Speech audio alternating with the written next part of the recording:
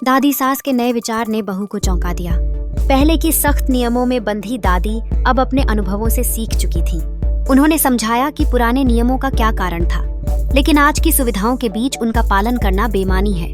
साफ सफाई के साधनों की भरपूर उपलब्धता ने सब कुछ बदल दिया। बहू ने दादी के बुद्धि और आधुनिक सोच के लिए स्नेह से गले लगाया। दादी सास को आए 5 दिन ही हुए थे और उसके पीरियड हो गया। अब क्या होगा, ये उसे उलझन सी होने लगी। दादी पुराने विचारों की बेहद छूत विचार मानने वाली महिला थी।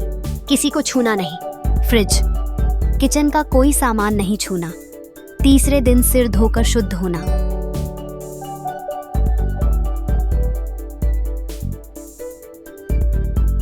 हे भगवान, कैसे करेगी ये सब? मोनू, जरा मेरी शाल दे दो। तभी दादी की आवाज सुनकर वह चौंक पड़ी। ये क्या? दादी उससे अपनी शाल छूने को कह रही हैं, वो भी इन दिनों? आश्चर्य से उसने दादी को देखा। क्या बात है बिटिया, मेरी तरफ ऐसे क्यों देख रही हो? वो मुस्कुराई। वो दादी, पहले तो आप सब चीजों को छूने के लिए मना करती थी। वह धीरे से बुदबुदाई। अच्छा तो ये बात है? वह जोर से हंस पड़ी। ये तो पहले की बात है, अब हम बदल गए हैं। पर दादी ऐसे अचानक कैसे? हाँ, सही कह रही हो। मैं भी अपने बुजुर्गों की बात बगैर सोचे समझे मानती रही, वही मेरी भी आदत पड़ गई। लेकिन जब मनन किया तो समझ में आया कि पहले घरों में नल नहीं होते थे। मर्द कुएं से पानी भर के लाते, तो घर की औरतें उनके डर से ज्यादा पानी खर्च भी नहीं कर सकती थीं। और तब तो साबुन तक नहीं होते थे। इसीलिए तब की सासें बहुत बहुत दिनों तक अपनी बहू बेटियों को सिर नहीं धोने देती थीं।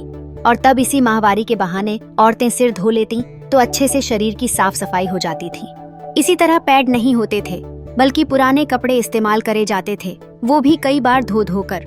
रजस्वला स्त्री बार बार हाथ भी नहीं धो पाती थी।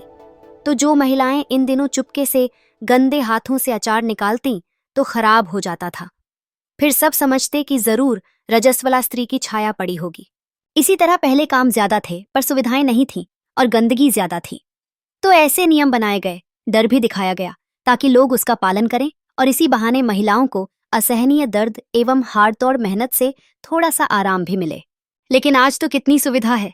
घर घर हाथ धोने के लिए नल हैं, साफ सफाई के तमाम उपकरण हैं। यहाँ तक कि सरकार भी फ्री सैनिटरी पैड बंटवा रही है, विज्ञापन के जरिए जनता को जागरूक कर रही है। लेकिन कुछ पढ़े लिखे लोग बिना हकीकत समझे अब भी लकीर के फकीर बने रहते हैं, है कि नहीं? वह फिर से हंस दी। सच में दादी कितनी बदल गई हैं? दादी के विचार सुनकर उसने राहत की सांस ली और thank you my intelligent and modern दादी, ये कहते हुए दादी के गले लग गई।